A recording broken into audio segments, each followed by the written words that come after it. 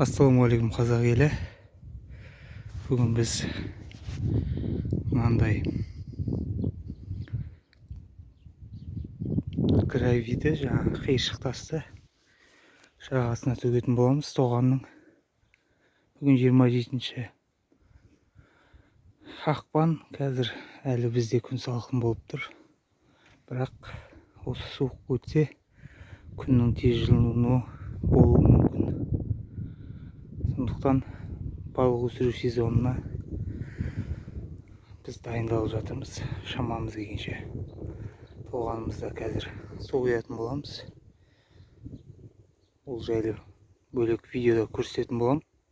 Қазір біз мынандай еске сала кетейін, осы февраль күз айларында, кешіріңіздер, 2020 жылдың біз судак көксерке балығын салған болатынбыз. Біз тоғанымызға енді оларға мынандай қиыршық тас тоғанда, табанда белгілі бір көлемде қиыршық тас болғаны жақсы олар үшін. Сондықтан біз осындай қиыршық тас салайын деп тұрмыз. Әзірге біз ана жарларды алуымыз керек. Бұйырса ертең жер кепкесін, күн жылынғасын оны алатын боламыз. Арнайы анандай қазатынмен. Біз әзірге мынандай осындай жағаларына тас төгіп кетіп жатырмыз. Кейін ары қарай терең жеріне ысыра қоятындай болып. Құдай қаласа енді кеңейту ойымызда бар. Биыл мына жақта тағы да ары қарай кеңетіп, сосын насос қою керек. Насосымыз мына жақтан шлангымыз жатыр, көріп тұрсыздар. Сол жаққа жақсы насос аламыз деп отырмыз биыл, Құдай қаласа. Әзірге мына сіздерге осындай тасты төгуді ұсынып отырмын. Бұндай тас табу оңай. Барлық ауылда бар деуге болады. Барлық жерде. Егер көліңізде көксерке балығы болса, міндетті түрде негізі бұған құм араластырып салған дұрыс. Құм.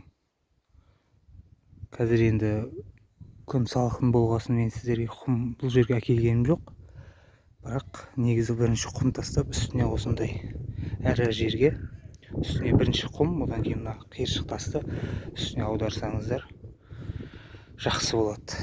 Ол тез жерге тез сіңбейді, және күн қатты ысыған кезде, жаз кезінде көксеркелер осының астына, осының үстіне барып жаңа жиналатын болады, шоғырланатын болады.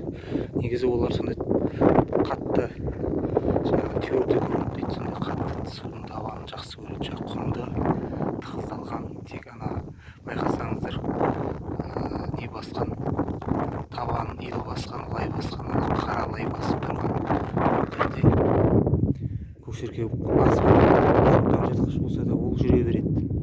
Негізі көксерке ондай көлдерді ұнатпайды, ондай тоғанның табанын ұнатпайды. Оларға тегіс таза жер керек. Ал достар, қазір мынаны аударамыз жағаға.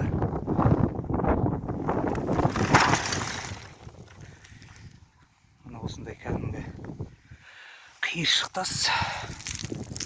Міне судың табанында осындай жайылып жатса, негізі жақсы болады көксерке үшін.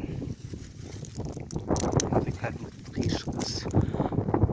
Маған негізі мынандай жапырақтар араласқан. Негізі бұндай болмаған дұрыс, таза өзі болғаны.